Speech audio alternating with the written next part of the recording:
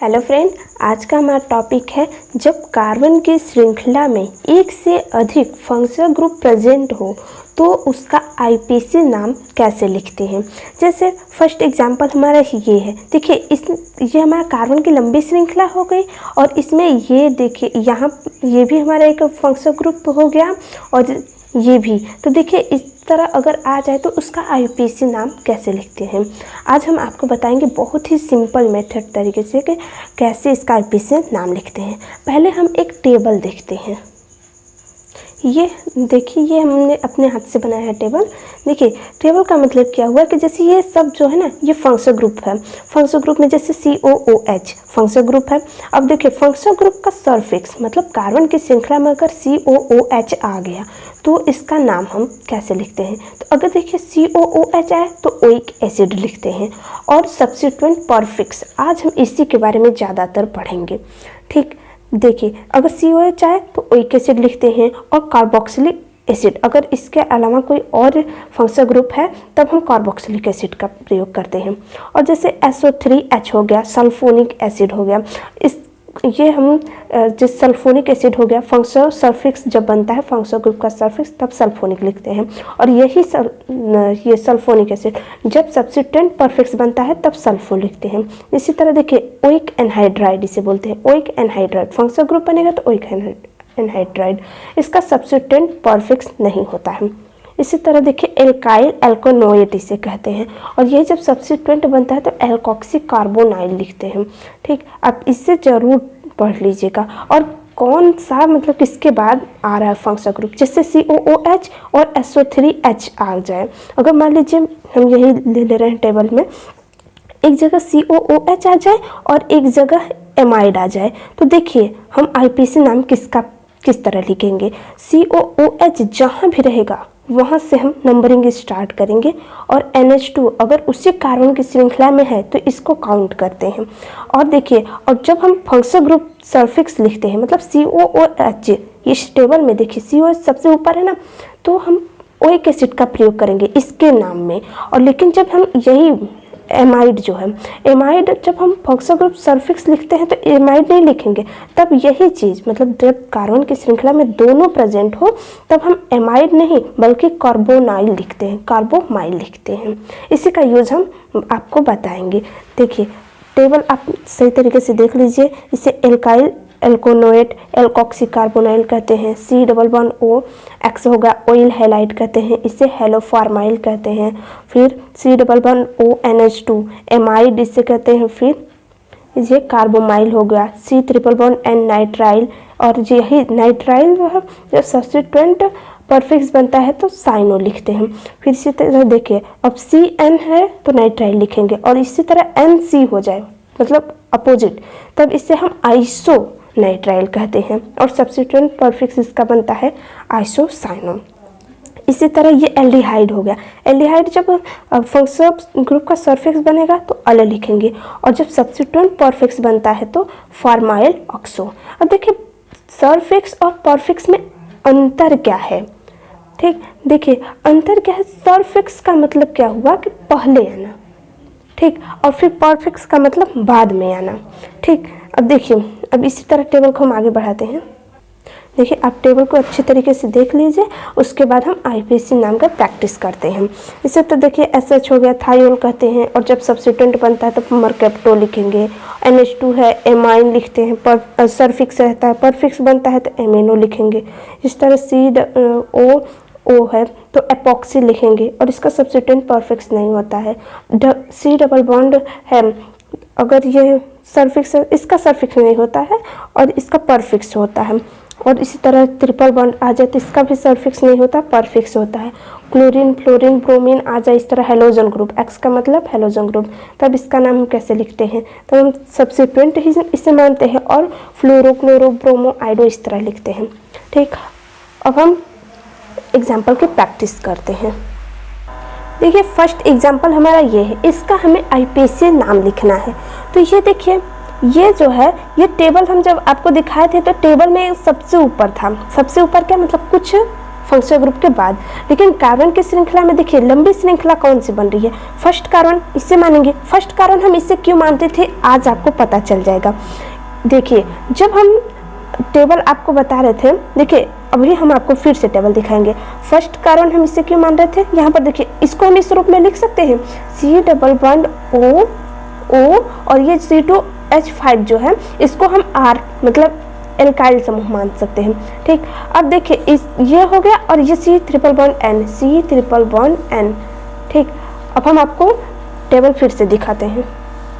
देखिए टेबल में CO फिर O R डैश ये एल्काइल एल्कोनोएट लिखते हैं और ये देखिए ये 4 नंबर पे है और ये C ट्रिपल बॉन्ड N जो है ये 7 नंबर पर है। तो हम नंबरिंग पहले कहाँ से करेंगे, अगर इस टेबल में पहले कौन आ रहा है, पहले ये आया तो हम नंबरिंग इसी के पास से करेंगे। ठीक, इसके पास से नहीं। ठीक, और देखिए अब नाम जब हम लिखेंगे ना तब हम इसका तो हम सरफिक्स यूज करेंगे। देखिए यहाँ पर हम लिखवाए ना ये देखिए इसका तो हम सरफिक्स यूज करेंगे, कहाँ गया ये। ठीक, इसका हम सरफिक्स यूज करेंगे but C triple bond N ये जो साइनाइड है इसका हम सब्स्टिट्यूएंट परफिक्स यूज करेंगे मतलब साइनो लिखेंगे। ठीक, अब हम एग्जांपल पर आते हैं। देखिए अब हम नंबरिंग कहाँ से करेंगे, नंबरिंग आपको पता चल गया कहाँ से करेंगे। फर्स्ट कार्बन हम इसे मानेंगे, सेकेंड कार्बन इसे, थर्ड कार्बन इसे, फोर्थ कार्बन इसे और फिफ्थ कार्बन इसे। अब देखिए इसका हम नाम कैसे लिखेंगे। नाम लिखने से पहले हम एक फार्मूला देखते हैं। फार्मूला हमारा क्या है, एक्स का मतलब हैलोजन ग्रुप और साइड चेन। साइड चेन में कुछ भी हो सकता है, जैसे ये हमारा यहाँ पर देखिए साइड चेन हो गया। फिर उसके बाद साइक्लो लिखते हैं। साइक्लो का मतलब क्या हुआ, कार्बन की श्रृंखला जो आपस में रिंग बना रही हो। फिर एल्क लिखते हैं। एल्क मतलब कार्बन की कितने कार्बन है, यहाँ पर मान लीजिए 5 कार्बन है। फिर बॉन्ड देखते हैं कि उसमें सिंगल बॉन्ड है कि डबल बॉन्ड है कि ट्रिपल बॉन्ड। फिर उसके बाद फंक्शनल ग्रुप लिखते हैं। देखिए फंक्शनल ग्रुप हमेशा एक होगा हमारा, इसमें से मतलब चाहे जितना भी फंक्शनल ग्रुप प्रेजेंट हो। देखिए फंक्शनल ग्रुप तो ये भी है ये भी है, लेकिन जब हम आईपीसी में नाम लिखते हैं तो फंक्शनल ग्रुप का केवल एक नाम लिखते हैं और ये सब जितने भी हैं इन सब का नाम हम सब्स्टिट्यूएंट मान लेते हैं। ठीक, तो देखिए इसका नाम कैसे लिखेंगे, एक्स साइड चेन। पहले हम सब्स्टिट्यूएंट का नाम लिखेंगे। सब्स्टिट्यूएंट का मतलब क्या है, साइड चेन। साइड चेन में देखिए ये आया है और ये भी हमारा साइड चेन हो गया। तो देखिए ये C2 मतलब 2 कार्बन है, 2 कार्बन को क्या कहते हैं, इथ कहेंगे, इथ हो जाएगा। और सिंगल बॉन्ड के द्वारा जुड़ा है तो क्या हो जाएगा, वायल, तो मतलब क्या हो जाएगा, इथाइल। ठीक, और ये देखिए इसको हम क्या कहते हैं, इसका हम सब्स्टिट्यूएंट यूज करेंगे। सब्स्टिट्यूएंट में साइनो। ठीक, साइनो। अब देखिए नाम कैसे लिखेंगे, अल्फ़ाबेट के नियम के अनुसार। अल्फ़ाबेट क्या कहता है, अल्फ़ाबेट में पहले ABCD, तो देखिए यहाँ पर पहले C आया फिर उसके बाद ना E आएगा।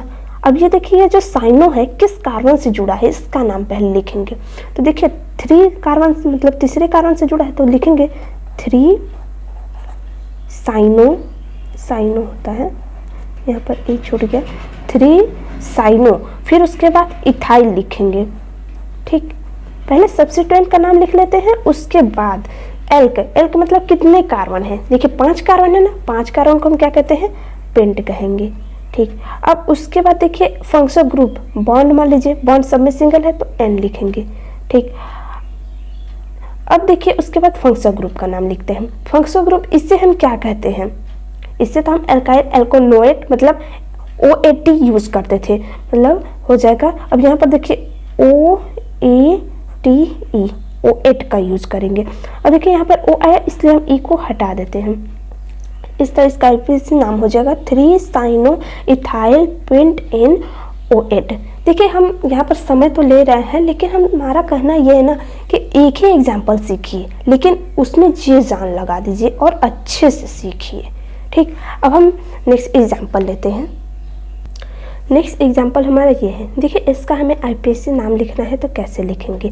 अब देखिए इसमें नंबरिंग कहाँ से करेंगे, जो टेबल में सबसे पहले आएगा। देखिए आप टेबल को पलट कर देखिएगा कि टेबल में सबसे ऊपर कौन आ रहा है, तो आप देखेंगे ये जो ऑयल हैलाइड है इसे हम क्या कहते हैं, ऑयल हैलाइड, ये सबसे ऊपर आता है। मतलब नंबरिंग तो अब हमें यहीं से करना होगा। उसके बाद हम जितना भी मतलब अगर हम फंक्शनल ग्रुप को पहचान गए कि सबसे पहले कौन आएगा तो बाकी सबका नाम लिखना इजी हो जाता है। बाकी सबका हम क्या लिखते हैं, सब्स्टिट्यूएंट ही लिखते हैं। अब हमें पता ही है कि OH है OH को ऑल नहीं लिखेंगे, अब इसका सब्स्टिट्यूएंट यूज़ करते हैं। सब्स्टिट्यूएंट OH का क्या होता है, हाइड्रोक्सी लिखते हैं, हाइड्रोक्सी। ठीक, अब ये C ट्रिपल बॉन्ड N है, इसका सब्स्टिट्यूएंट क्या हम यूज करते हैं, साइनो लिखते हैं। ठीक, अब फिर देखिए ये जो NH2 है इसका हम सब्स्टिट्यूएंट क्या यूज़ करते हैं, इसका सब्स्टिट्यूएंट हम यूज़ करते हैं एमिनो। ठीक, अब देखिए हम नाम सबसे पहले किसका लिखेंगे। देखिए पहले हम सब्स्टिट्यूएंट का नाम लिखेंगे, फिर उसके बाद कार्बन की श्रृंखला का नाम, फिर बॉन्ड, फिर फंक्शनल ग्रुप। आप फार्मूला याद कर लीजिए, कभी भी आपका आईपीसी नाम गलत नहीं होगा। जो हम साइड चेन कह रहे थे ना, उसके स्थान पर आप सब्स्टिट्यूएंट मान लीजिएगा। ठीक, अब देखिए इसका हम आईपीसी नाम कैसे लिखेंगे। नंबरिंग तो हमें यहीं से करना होगा क्योंकि फर्स्ट टेबल में यही आ रहा है सबसे ऊपर, फिर सेकंड इसे मानेंगे, थर्ड इसे, फोर्थ इसे, फिफ्थ इसे, 6 इसे। अब देखिए यहाँ पे 6 कार्बन है। अब उसके पहले हम सबका जितने भी ये सब हम लिखे हैं इसका हम सब्स्टिट्यूएंट नाम पहले लिख लेते हैं। सब्स्टिट्यूएंट में देखिए अल्फ़ाबेट के नियम से लिखेंगे तो कभी भी गलत नहीं होगा। अल्फ़ाबेट में पहले ए का नाम लिखेंगे, ए का नाम, तो ए वाला जो है एमिनो किस कार्बन से जुड़ा है, 4th, तो लिखेंगे 4 एमिनो। अब उसके बाद ए बी सी, बी का नहीं है कोई, सी का मतलब साइनो किस कारण से जुड़ा है, 5वां से, तो लिख देंगे 5 साइनो। अब उसके बाद मान लीजिए अब कोई नहीं है, ये हाइड्रोक्सी है, तो ये जो हाइड्रोक्सी किस कारण से जुड़ा है, 3रे कारण से, तो लिखेंगे 3 हाइड्रोक्सी। ठीक, अब देखिए अब क्या लिखेंगे, अब कार्बन की लंबी श्रृंखला, कितने कार्बन है, 6 कार्बन, 6 कार्बन को क्या कहते हैं, हेक्स कहेंगे। अब उसके बाद बॉन्ड का नाम लिखते हैं, सब में सिंगल बॉन्ड है तो क्या लिखेंगे, N लिखेंगे। फिर उसके बाद देखिए ऑयल हैलाइड लिखते हैं ना, तो लिख देंगे ऑयल। फिर हैलाइड के स्थान पर हैलाइड का नाम हम क्या लिखते हैं, जैसे क्लोरीन हो, ब्रोमीन हो, इसी को हम हैलाइड कहते हैं। अब देखिए हेक्स एन ऑयल हैलाइड के स्थान पर क्या है, क्लोरीन, तो लिख देंगे ऑयल हैलाइड के स्थान पर हैलाइड मतलब क्लोराइड लिखेंगे, क्लोराइड। ठीक, अब हम नेक्स्ट एग्जाम्पल लेते हैं। देखिए नेक्स्ट एग्जाम्पल हमारा ये है, इसका हमें आईपीसी नाम लिखना है। देखिए एक ही कार्बन पर कितने सारे फंक्शनल ग्रुप हैं, बहुत सारे हैं, तो इसका नाम लिखना कितना इजी है हम आपको बताएंगे। देखिए टेबल में सबसे पहले कौन आता है, टेबल में अगर आप देखेंगे तो C++OH जिसे हम कहते हैं ओइक एसिड, ये सबसे पहले आता है, सबसे ऊपर ही आता है। तो हम नंबरिंग यहीं से करेंगे और इसे फर्स्ट कार्बन मानेंगे। फर्स्ट कार्बन इसे, सेकेंड कार्बन इसे, थर्ड कार्बन इसे, फोर्थ कार्बन इसे, फिफ्थ कार्बन इसे, 6 कार्बन इसे, 7 कार्बन इसे। ठीक, अब ये चीज़ हो गया। अब देखिए अब इसके बाद जितने भी साइड चेन है उसका नाम लिख लेते हैं। जैसे ये 3 कार्बन है, 3 कार्बन को हम क्या कहते हैं, प्रोप कहेंगे। ठीक, अब ये देखिए प्रोप हो गया और सब में सिंगल बॉन्ड है तो YL लगा देंगे, साइड चेन बन गया तो प्रोपाइल हो गया। अब ये देखिए SH, इसे हम क्या कहते हैं, इसे तो अगर ये जो थायो अल्कोहल है इसका हम सब्स्टिट्यूएंट यूज करेंगे। सब्स्टिट्यूएंट में इसको क्या कहते हैं, मरकैप्टो। ठीक, अब ये देखिए ये CCO, इससे तो हम इपॉक्सी कहते हैं। ठीक, इपॉक्सी। ठीक, अब देखिए यहाँ पर N ट्रिपल बॉन्ड C, मतलब अब ये देखिए आइसो साइनो लिखेंगे। ठीक, आइसो साइनो, क्योंकि C ट्रिपल बॉन्ड O नहीं है, आइसो साइनो। ठीक, अब ये देखिए OH है, इसका हम क्या लिखेंगे, हाइड्रोक्सी। अब इसको हटा देते हैं इपॉक्सी को, क्योंकि इसका सब्स्टिट्यूएंट नहीं होता है। ठीक, तो इसे हम मान लेते हैं ये नहीं है। ठीक, इसे हम काट देते हैं। अब इसका हम देखिए आईपीसी नाम कैसे लिखेंगे। देखिए पहले हम अल्फ़ाबेट के नियम के अनुसार सब्स्टिट्यूएंट का नाम पहले लिख देते हैं, उसके बाद हम एल्क का नाम लिखेंगे। देखिए ये P से स्टार्ट होगा, ये M से स्टार्ट होगा, ये I से और ये H से। ABCD में पहले कौन आएगा, देखिए ABCD E F G H I नहीं, पहले G आए तो G के बाद H। ठीक, तो H का नाम लिखेंगे तो क्या हो जाएगा, 7 हाइड्रोक्सी, फिर GH हो गया, फिर I का नाम पहले लिखेंगे, I किस कारण से जुड़ा है तो 6 वाले से, तो लिखेंगे 6 आइसोसाइनो, फिर IJKLM आएगा तो इसका नाम लिखेंगे, तो M देखिए किस कारण से जुड़ा है तीसरे से, तो लिखेंगे 3 मरकैप्टो, फिर उसके बाद P का नाम 2 प्रोपाइल। अब कार्बन की लंबी श्रृंखला 7 कार्बन है, 7 कार्बन को हम क्या कहते हैं हेप्ट कहेंगे, ठीक, हेप्ट। अब सब में सिंगल बॉन्ड है तो क्या लिखेंगे, देखिए सिंगल बॉन्ड नहीं, यहाँ पर डबल बॉन्ड है, तो डबल बॉन्ड किस कार्बन पर पहले आया तीसरे कार्बन पर, तो हम लिखेंगे 3 इन। फिर देखिए हम ई इसलिए हटाए हैं क्योंकि यहाँ पर इसे हम फंक्शनल ग्रुप का सरफिक्स माने हैं, सरफिक्स में हम ओइक एसिड लिखते हैं, तो क्या हो जाएगा 1 ओइक एसिड। इस तरह इसका IPC नाम हो गया 7 hydroxy, 6 isocyano, 3 mercapto, 3 propyl hept, 3 इन, 1 ओइक एसिड।